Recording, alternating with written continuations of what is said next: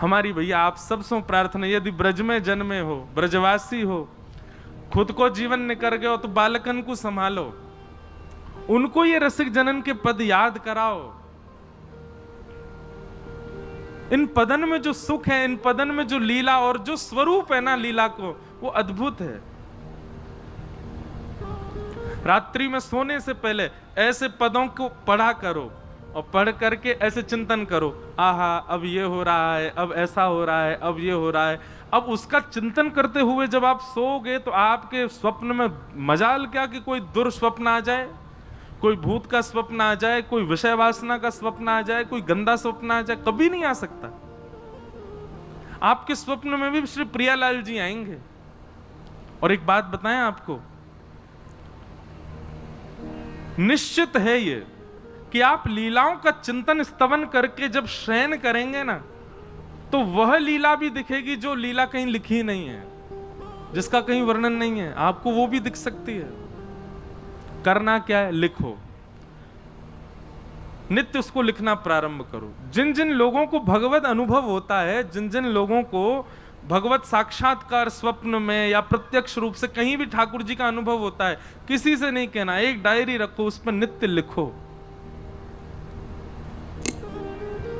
हमको तो कथा करते करते कुछ ना कुछ भाव आते रहते हैं, तो मैं तो पद बना बना करके लिख दूं, अपने पास रख लूं, कभी भाव बने तो गा दूं।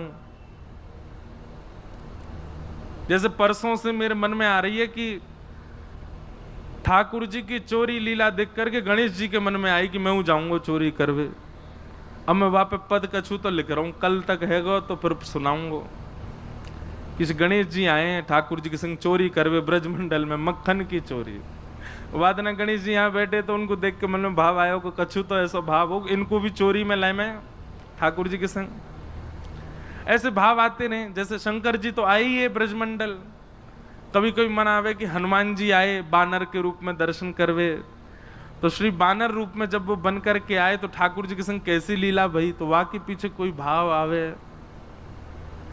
ऐसे सब छोटे छोटे भाव चित्त में आते रहते हैं। तो ये कब होता है, जब आप ऐसे ऐसे पदों को बार बार पढ़ने लगोगे, बार बार इनका, तो निश्चित ही आपके चित्त में कोई ना कोई भाव आएगा। जैसे वृंदावन में भी कथा आती तो वहां पर कोई ने मुझसे यूं कही कि महाराज जी ठाकुर जी सब गोपीन के यहाँ चोरी करवे गए, किशोरी जी के यहाँ ना गए, सोई पद लिख के गा दियो। मैंने कहा हाँ किशोरी जी के यहाँ गए, ठाकुर जी चोरी करवे गए। और वाकई बहुत सुंदर पद, एक पद की रचना करी वही वृंदावन वाली कथा में, सुनाए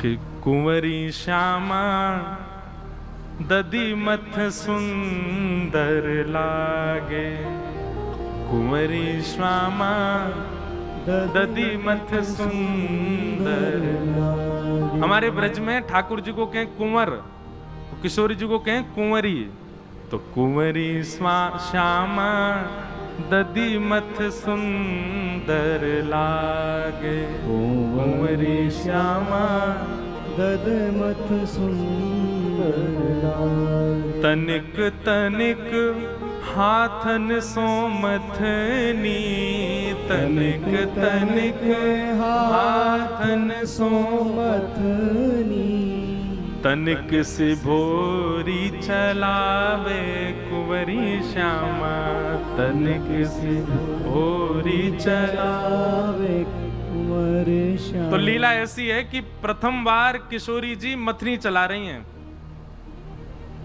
श्री कीर्ति मैया के लाली तू अब बड़ी ऐती जा रही, घर के काम काजन ने सीख ले, चल अब दही मथनो शुरू कर। तो किशोरी जी ने जैसी मथनी शुरू करी तो पूरे बरसाने में महाराज नगाड़े बजन लगे, ढोल बजन लगे, सब नाचन लगे। बोले कहा भयो, बोले आज वृषभानु नंदिनी प्रथम बार मक्खन निकारी, सबन को प्रसाद मिलेगा भैया। ढोल नगाड़े की आवाज नंदगाम पहुंच गई। ठाकुर जी बोले भैया हे मधुमंगल सीता में ढोल कहां बज रहे हैं? लाला ऐसा लग रहा है यहाँ दिशा ते आ रही है आवाज, जरूर बरसाने में कछु उत्सव है रो है। ठाकुर जी बोले पतो कर कहा उत्सव है? तो ग्वाल वालन ने पतो करके बताई, बोले लाला जो तो बहुत जोर का उत्सव है रो। बोले कहा? बोले एक क्लाइंट भड़को हमारो। ये सबरी गोपी क्लाइंट है ना ठाकुर जी, इन सब उनके घर जा जा करके चोरी करें। बोले एक क्लाइंट भड़को, ये तो आज की भाषा में कह रहा हूं, एक यजमान भड़को हमारो। बोले कौन? बोले अरे वो वृषभानु नंदिनी ने एक सी छोटी सी किशोरी पहली बार मथनी चला रही है, दही निकाल, वो मक्खन निकाल रही है।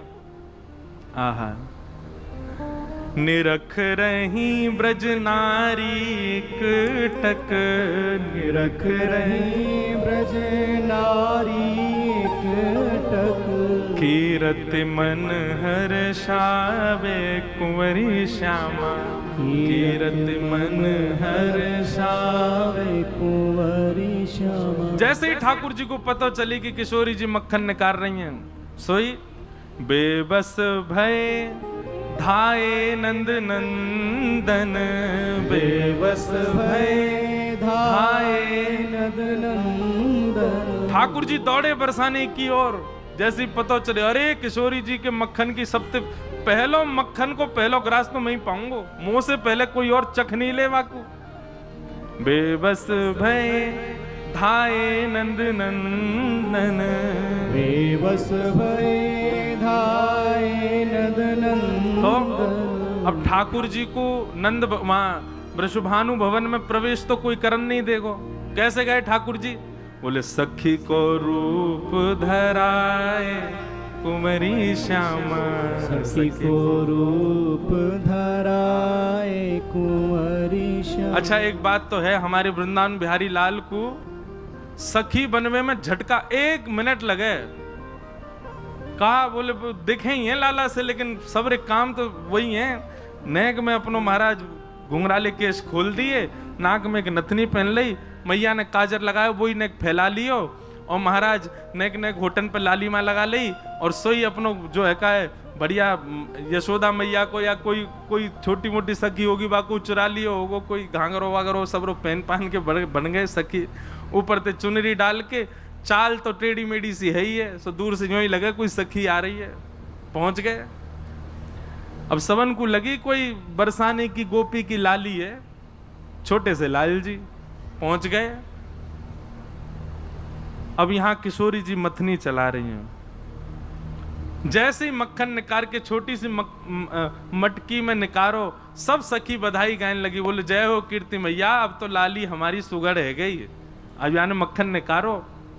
बोले प्रथम माखन को भोग तो कुल देवी को लगाओ, कुल देवी के काजे लेके चलो, फिर सबन में वितरण होएगो। ठाकुर जी कह रहे हैं या कुल देवी वो ना पान दूंगो, सबसे पहले तो मैं पाऊंगो। मोते पहले कुल देवी पे चलोगो तो बेकार रह जाएगा सब काम। कीर्ति मैया ने कही लाली चल वस्त्र बदल ले, कुल देवी के पास चलेंगे मक्खन लेके। और सब सकीन से कही जाओ सबरी व्यवस्था करो, पालकी मंगाओ, लाली को लेके सब चलेंगे। अब सब तो वहां से चले गए, मथनी और मटकी वहीं रखी, ठाकुर जी वहीं छुप के खड़े है गए। और जैसे सब गए सोई मटकी लेकर के वहां से भाजे।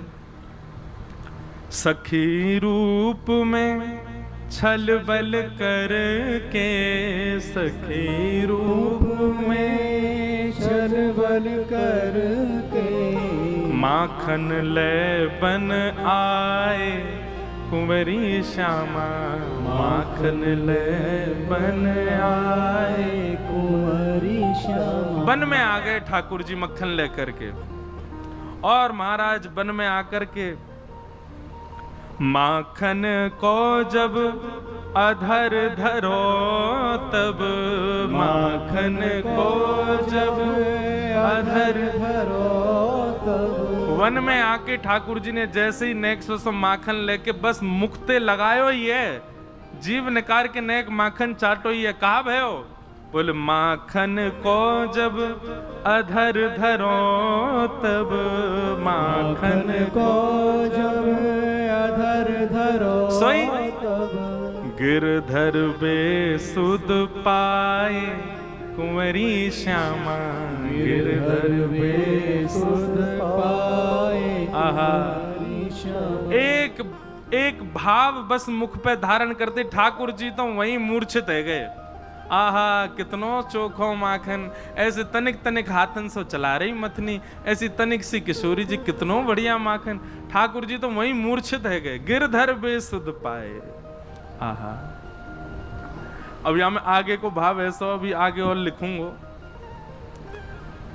अब किशोरी जी गई तो देखो वहां तो मक्खन मटकी है ही ना है, तो सबरी गोपी और सबन में महाराज बोले अरे यहाँ कौन चोर आ गए हो? किशोरी जी बोली चोर तो एक ही है मक्खन को, वही आया होगा। किशोरी जी सब सखियन के संग नंदगाम की ओर जान लगी। सोई बीच वन में देखो कि महाराज एक कदम वृक्ष के नीचे ठाकुर जी के हाथ मक्खन में सने हुए हैं, वही मटकी धरी है, और ठाकुर जी तो कभी यहाँ करवट लें कभी वहां करवट लें, नेक नेक बीच में चाट लें। आहा कितनो स्वाद, कितनो आनंद, महाराज बिल्कुल बेसुध पड़े ठाकुर जी। किशोरी जी सब सखियन के संग पहुंच गई, गुस्सा में जाके ठाड़ी है गई, अरे कन्हैया यहाँ चैन ना है, पड़ो चोरी कर लिया है। अभी सबरी सखी मांग रही है, इनको कहा दूं मैं? ठाकुर जी तो बेसुध हैं, सुध में है ही ना है, आई ना रहे होश में। सब सखी बोली हमें पहले मक्खन चाहिए, हम पहले चखवे वारे जाने, सब रो झूठो कर दियो। किशोरी जी बोली अरे ना है, अधरामृत मिलेगो। सबरी बैठो हाथ पसार के, सब सखी हाथ पसार के बैठ गई, और बेसुध कन्हैया के मुख पे ही जितनो मक्खन लगो नेक नेक लेकर के किशोरी जी ने सब में बांट दियो, सबको प्रदान कर दियो। किशोरी जी के हाथ को निकसो माखन, लाला के अधर से लगो माखन, सबको प्रसाद में मिले। तो ऐसी लीला चिंतन में आवे अपने आप। अब ये लीला कहीं लिखी नहीं है, कहीं वर्णित नहीं है, पर ये चिंतन में आती है। कब? जब आप रसिक जनन के खूब भाव सुनोगे और दिन रात इन्हीं लीलान को चिंतन करते रहोगे, अपने आप भाव प्रकट होंगे। ऐसी करी होगी तो कैसा लगो होगा, ऐसा हो होगा तो कैसा भयो होगा। ये सूरदास आदि ये सब जो अष्ट सखा हैं, इनको कहां से मिली लीला? ये कहीं लिखी तो है नहीं। अब गिरिराज जी नाच रहे हैं, ठाकुर जी बंसी बजा रहे हैं, और ग्वाल बाल सब गा रहे हैं, ये लीला कहीं लिखी नहीं है, नंददास जी के चिंतन में आई है। और याद रखिएगा, चिंतन में जो लीला आ जाए समझो वो लीला हुई थी, तभी चिंतन में आ रही है, नहीं तो आ ही नहीं सकती।